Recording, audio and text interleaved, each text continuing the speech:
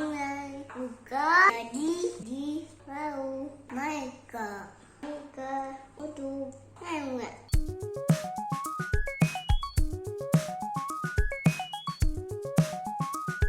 Kali ini kita akan mengulas tentang konsep dan contoh soal trigonometri bagian kedua tentang rumus jumlah dan selisih dua sudut. Sebelumnya, mari kita perhatikan bentuk berikut. Di sini ada sin 30 derajat.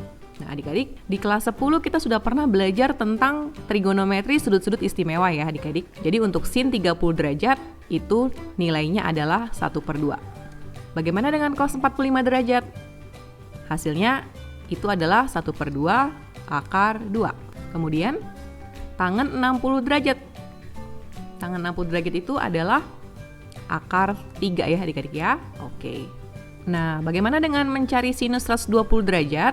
Sinus 120 derajat itu kita cari sinus yang senilai dengan nilai sinus 120 derajat ya adik-adik, yaitu sinus 60 derajat. Dan karena berada di kuadran 2, jadi nilainya tetap positif. Berarti dia adalah 1/2 akar 3. Nah, adik-adik, kalau sudut-sudutnya merupakan sudut istimewa di 4 kuadran, kita sudah tahu ya untuk jawabannya. Nah, adik-adik sekarang coba jawab pertanyaan ini. Sin 75 derajat. Nah, kita lihat di sini 75 derajat itu bukanlah sudut istimewa ya adik-adik ya.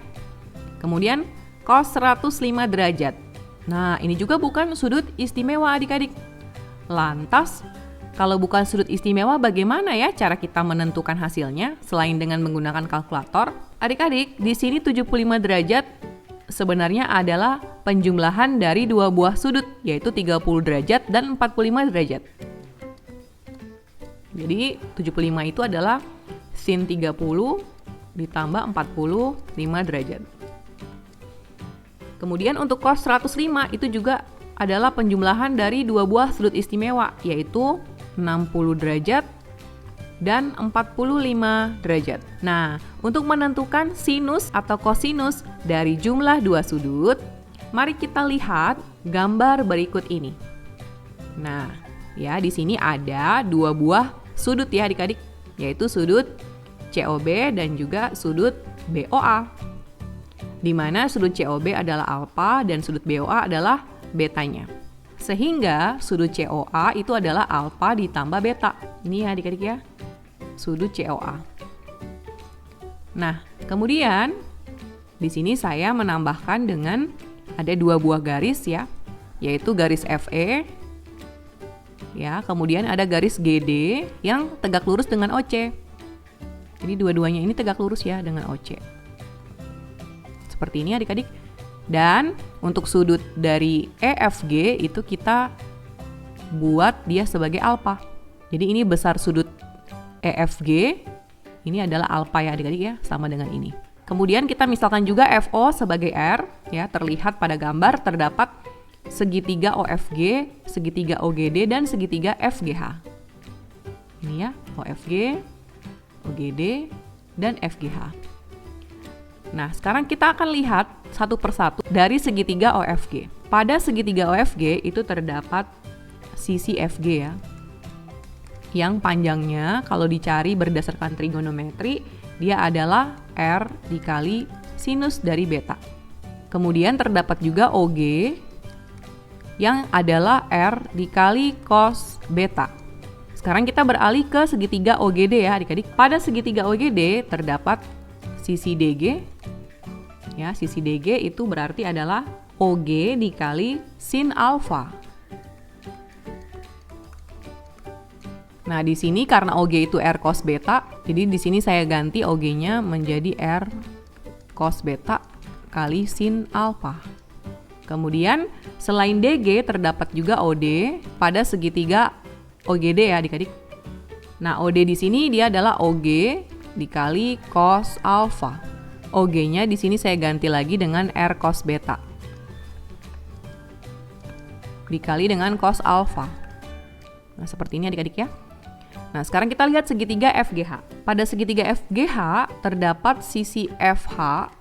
Ya, sisi FH ini sama dengan FG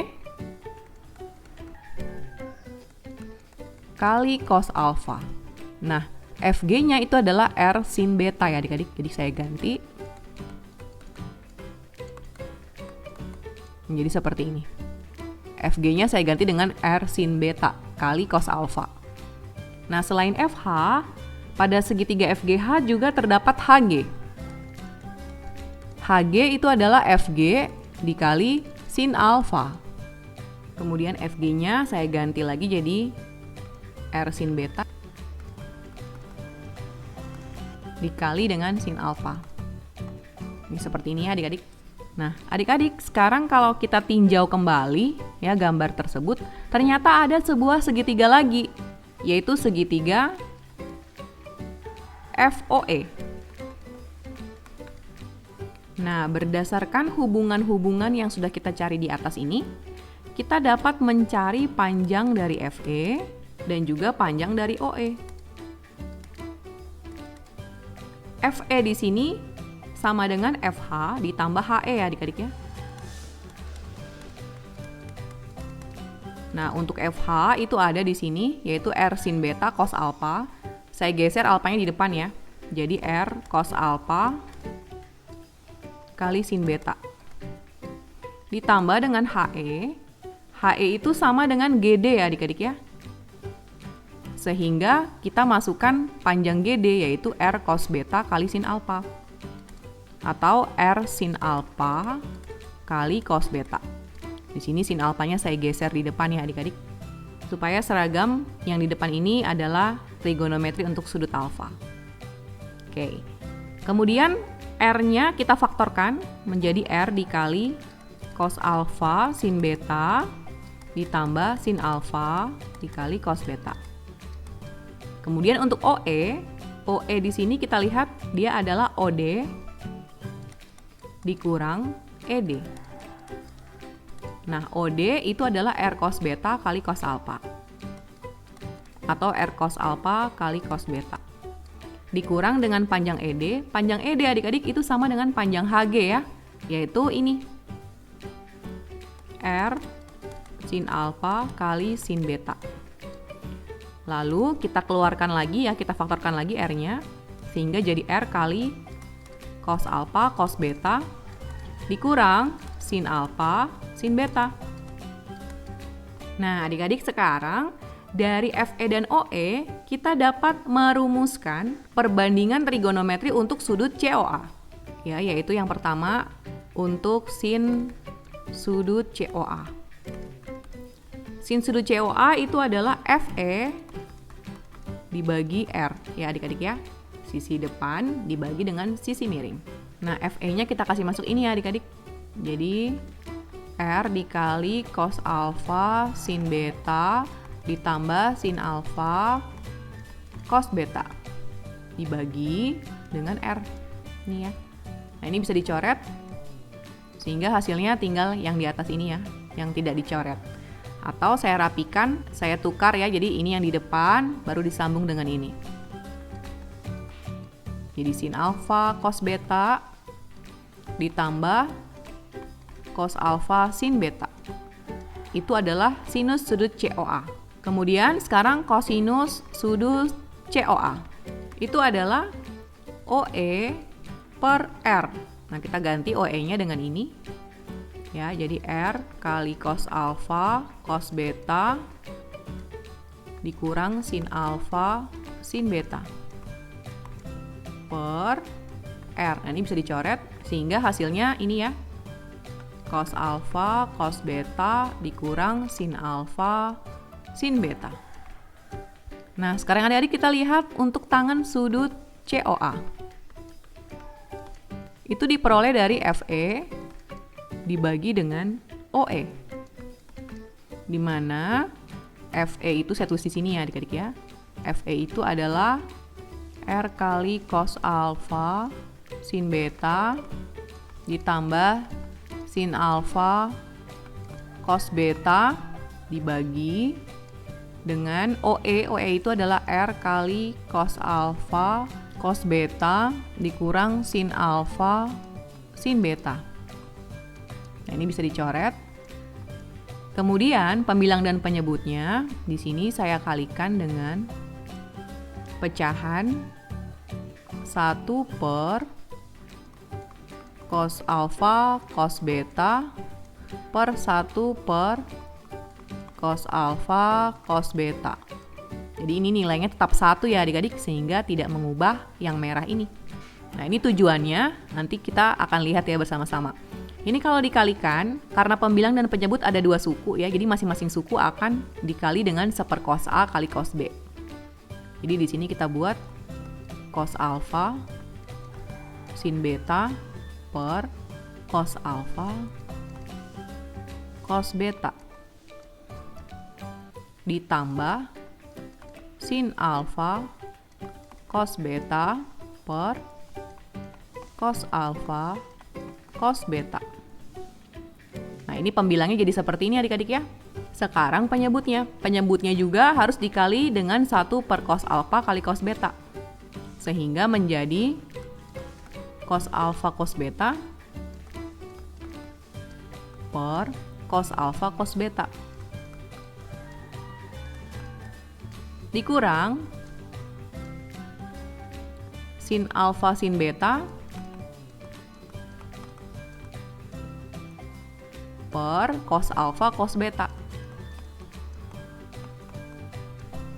Ada yang bisa dicoret ya adik-adik di sini, karena dia sama, yaitu di sini ada cos alfa bisa dicoret dengan cos alfa, kemudian di sini ada cos beta bisa dicoret dengan cos beta. Nah yang bawah ini bisa dicoret semua, maksudnya menyisakan 1 ya adik-adik, bukan jadi 0 ya, hati-hati adik-adik. Kemudian yang sebelah kanan ini tidak ada yang bisa dicoret, sehingga kita lanjutkan. Sin beta dibagi cos beta itu hasilnya adalah tangen beta ya. Dia sama dengan tangen beta, kemudian ditambah dengan sin alfa per cos alfa itu sama dengan tangen alfa. Per 1 per 1 itu 1 dikurang. Di sini sin alfa per cos alfa itu adalah tangen alfa dikali ya adik-adik, dikali dengan tangen beta, itu dari sin beta per cos beta. Nah jadi ini dia untuk trigonometri dari sudut COA adik-adik. Sehingga di sini kakak simpulkan ya, untuk rumus jumlah 2 sudut berdasarkan pembuktian yang kita sudah lakukan, itu antara lain untuk sinus jumlah 2 sudut menggunakan rumus ini, sin alfa tambah beta sama dengan sin alfa cos beta ditambah cos alfa sin beta. Kemudian untuk kosinus jumlah 2 sudut menggunakan cos alfa tambah beta sama dengan cos alfa cos beta dikurang sin alfa sin beta. Untuk tangen jumlah 2 sudut, tangen alfa tambah beta sama dengan tangen alfa tambah tangen beta dibagi 1 kurang tangen alfa kali tangen beta. Nah adik-adik di sini kita lihat contoh mengerjakannya ya. Tentukan nilai dari yang pertama cos 75 derajat. Nah, di sini kita tentukan dulu ya alfa dengan betanya. Jadi di sini 75-nya kita ubah menjadi 45 derajat ditambah 30 derajat. Kemudian kita masukkan ke dalam rumus kosinus jumlah 2 sudut, yaitu cos 45 derajat kali cos 30 derajat dikurang sin 45 derajat dikali sin 30 derajat. Nah, seperti ini adik-adik ya. Jadi kakak sengaja buat yang alfanya di depan semua sehingga seragam. Sehingga nanti mudah mau hafal ya adik-adik. Untuk cos 45 derajat itu adalah akar 2 per 2. Kemudian untuk cos 30 itu adalah akar 3 per 2. Nah, di sini sin 45 derajat itu adalah akar 2 per 2 dikali sin 30 1 per 2. Ini kalau kita kalikan adik-adik ya, ini jadi akar 6 per 4 dikurang, ini jadi akar 2 per 4. Sehingga kalau kita faktorkan, per 4-nya kita kasih keluar ya. Jadi 1/4 dikali akar 6 dikurang akar 2. Nah ini dia jawabannya adik-adik. Kita lihat lagi untuk tangan 105 derajat. Nah adik-adik untuk tangan 105 derajat, kita ubah dulu menjadi tangan 60 derajat ditambah 45 derajat. Biasakan yang di depan yang lebih besar terlebih dahulu ya adik-adik. Nah kita masukkan ke rumus tangan jumlah 2 sudut, yaitu tangan 60 derajat ditambah tangan 45 derajat. per 1 dikurang tangan 60 derajat dikali tangan 45 derajat. Di sini tangan 60 derajat itu adalah akar 3. Kemudian tangan 45 derajat itu adalah 1 dibagi 1 dikurang tangan 60 derajat itu akar 3 dikali dengan tangan 45 derajat itu adalah 1. Nah, jadi yang atas akar 3 tambah 1, yang bawah adalah 1 kurang akar 3. Adik-adik, karena yang di bawah ini adalah bentuk yang belum rasional, ya penyebutnya maksudnya, maka kita harus merasionalkan. Jadi tidak boleh selesai sampai di sini adik-adik ya. Kita rasionalkan dengan cara kita kalikan dengan akar sekawannya, yaitu 1 ditambah akar 3 per 1 ditambah akar 3 ya adik-adik. Kalau merasionalkan bentuk akar ini sudah dipelajari di kelas 10 ya adik-adik. Sehingga di sini akar 3 dikali dengan 1 itu akar 3. Akar 3 dikali dengan akar 3 hasilnya adalah 3. Kemudian 1 dikali 1 hasilnya 1. 1 dikali akar 3 hasilnya adalah akar 3.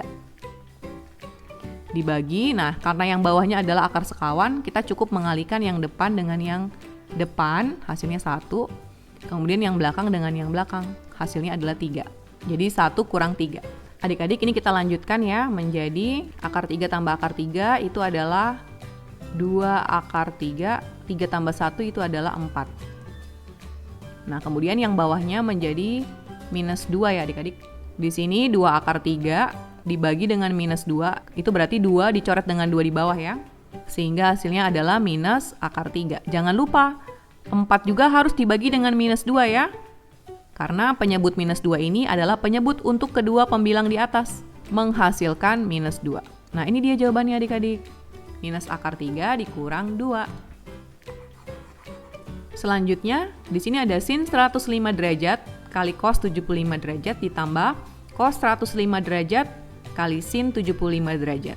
Adik-adik, kalau kita lihat ini modelnya seperti sin alfa kali cos beta ditambah cos alfa kali sin beta, yang merupakan rumus sinus jumlah dua sudut adik-adik. Berarti cara mengerjakannya adalah kita kembalikan saja ya ke bentuk seperti ini. Jadi dia menjadi sinus alfa ditambah beta. Jadi sinus 105 derajat ditambah 75 derajat alias sinus 180 derajat. Sinus 180 derajat itu hasilnya adalah 0. Nah, sekarang kalau kita lihat, misalkan soalnya seperti ini. Diketahui sin A sama dengan 3/5 dan cos B sama dengan 12/13 dengan sudut A dan B terletak di kuadran 1. Di kuadran 1 berarti artinya nilainya pasti positif ya, baik sin, cos, ataupun tangan. Hitunglah nilai dari sin alfa ditambah beta. Untuk menentukan nilai dari sin A tambah B, kita menggunakan rumus yang tadi ya, rumus sinus jumlah dua sudut. Jadi sin A ditambah B itu sama dengan sin A cos B ditambah cos A sin B. Nah, di sini nilai dari sin A itu sudah ada, yaitu 3/5. Dan juga nilai dari cos B, yaitu 12/13. Yang belum ada adalah nilai dari cos A dan nilai dari sin B. Nah, itu kita cari adik-adik ya. Kita mulai dari sudut A. Jadi di sini sin A sama dengan 3/5. Kita buat sketsa saja untuk mempermudah lihat ya. Jadi di sini sudut A-nya. Di sini siku-siku. Berarti 3 itu adalah panjang yang di depan dibagi dengan 5. 5 ini adalah sisi miring. Berarti untuk menentukan nilai cos dari A itu menggunakan sisi samping per sisi miring. Sisi miringnya 5 ya. Sisi sampingnya yang ini belum ada. Nah, ini kita cari dengan menggunakan Pitagoras, yaitu akar 5 kuadrat dikurang 3 kuadrat. Ini ya, ini hasilnya adalah 4. Ya, kita isikan di sini. Jadi nilai dari cos A itu adalah 4/5. Sekarang kita akan mencari nilai dari sin beta, dari cos beta. Cos beta adalah 12/13. Kalau kita buat segitiga siku-siku, dan ini beta, 12 berarti di samping ya adik-adik. Di samping, kemudian 13 adalah yang miringnya. Berarti untuk menemukan sin beta itu adalah sisi depan per sisi miring.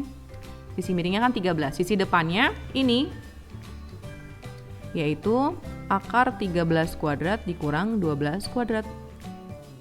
Nah, ini hasilnya adalah 5 ya adik-adik ya. 5-nya kita masukkan di sini.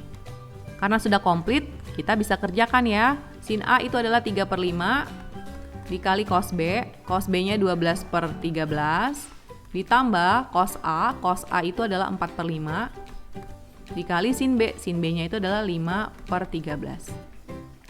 3 kali 12 itu 36. 5 kali 13 itu adalah 65. Ditambah 4 kali 5 20.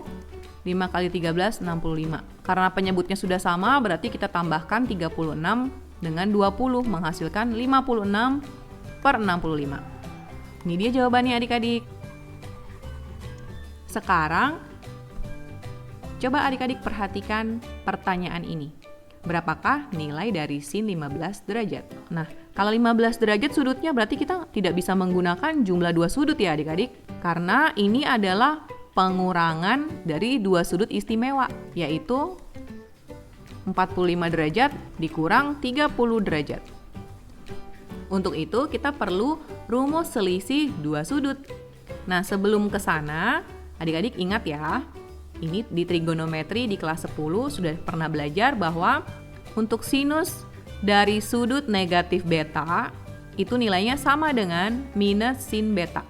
Ya, karena ini kan berada di kuadran 4 ya. Di kuadran 4 sinus itu nilainya negatif. Untuk cos dari negatif beta, karena di kuadran 4 dia nilainya sama dengan positif cos beta. Karena di kuadran 4 cos itu positif. Untuk tangen negatif beta itu sama dengan negatif tangen beta. Karena di kuadran 4 itu untuk tangen nilainya adalah negatif. Ya, adik-adik ingat ini ya. Nanti kita akan gunakan ini untuk menentukan rumus selisih dua sudut. Oke, kita mulai. Untuk sinus alfa dikurang beta, itu bentuknya kita dapat ubah menjadi sin alfa ditambah minus beta kan ya adik-adik. Sehingga di sini kita menggunakan rumus jumlah dua sudut. Jadi sin alfa dikali cos min beta ditambah cos alfa dikali sin min beta. Tadi untuk cos min beta itu hasilnya sama dengan positif cos beta ya, sehingga ini jadi sin alfa kali cos beta. Kemudian untuk yang sebelah kanan, ini untuk sinus dari negatif beta itu hasilnya adalah negatif sin beta. Jadi negatifnya kita kalikan dengan plus sehingga menjadi min cos alfa kali sin beta. Nah, ini adalah rumus selisih dua sudut untuk trigonometri sinus. Sekarang kita akan lihat untuk kosinus alfa dikurang beta. Kita menggunakan kosinus jumlah dua sudut ya adik-adik. Kalau kita masukkan ke dalam rumus kosinus jumlah dua sudut, maka menjadi cos alfa kali cos negatif beta dikurang sin alfa dikali sin negatif beta. Sini ya. Untuk cos negatif beta hasilnya sama saja dengan cos beta. Jadi kita bisa ubah menjadi cos alfa dikali cos beta. Kemudian untuk sin negatif beta, ini sama dengan negatif sin beta. Negatif dengan negatif menjadi positif ya adik-adik. Sehingga menjadi plus sin alfa dikali sin beta. Nah, ini adalah rumus selisih dua sudut untuk perbandingan kosinus. Bagaimana untuk tangen? Nah, di sini sama ya adik-adik ya. Jadi untuk tangen alfa kurang beta kita buat menjadi bentuk penjumlahan. Sehingga kita menggunakan rumus jumlah dua sudut untuk tangen.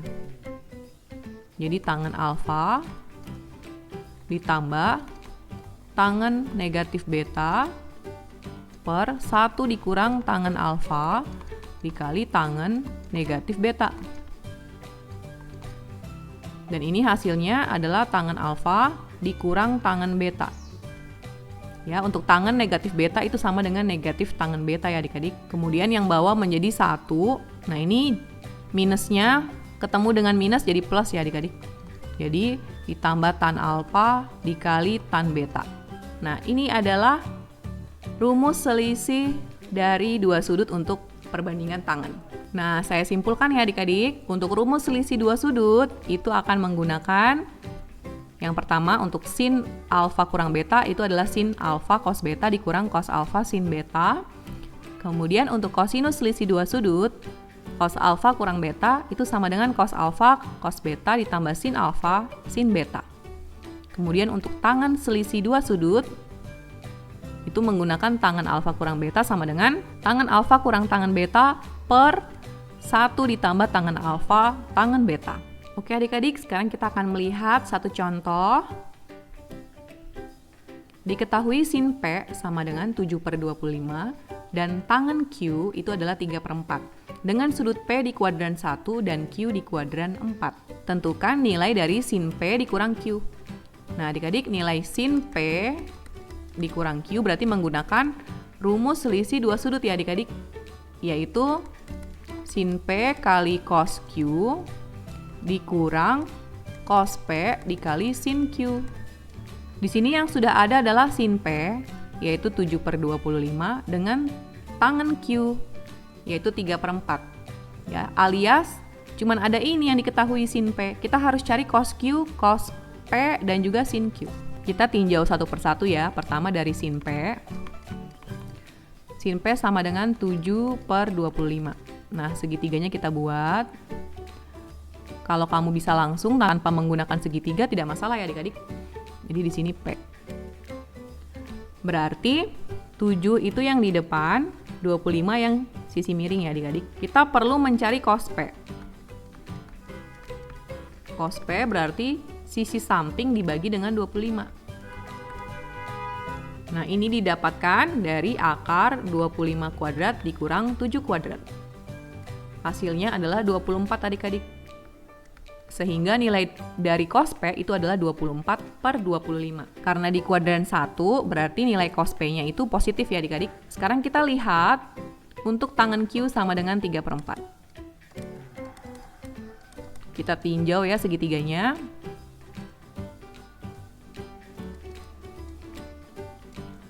Di sini untuk tangan berarti sisi depan per sisi samping ya adik-adik. Jadi di sini 3, di sini 4. Lalu dari sini kita mau mencari sin Q dan juga cos Q. Nah, untuk mencari yang miring itu menggunakan Pitagoras sama kayak yang atas ya adik-adik ya. Tapi ini ditambah. Jadi akar 4 kuadrat tambah 3 kuadrat. Nah, ini hasilnya adalah 5. Sehingga untuk mencari sin Q itu adalah sisi depan per sisi miring, yaitu 3/5. Kemudian untuk cos Q itu adalah sisi samping per sisi miring, yaitu 4/5. Nah adik-adik, sebelum kita lanjut, adik-adik perhatikan di sini sudut Q itu ada di kuadran keempat. Artinya di kuadran 4 yang positif hanya untuk nilai cos. Maka di sini untuk sin Q itu negatif ya adik-adik. Ini karena berada di kuadran keempat. Sebenarnya ini soalnya harusnya kurang ya adik-adik. Ini harusnya ada minusnya. Jadi tangan Q sama dengan minus 3/4. Nah adik-adik, kita masukkan ke sini sekarang ya. Sin P itu adalah 7/25. Kemudian cos Q itu diisi dengan 4/5. Kemudian dikurang cos P adalah 24/25.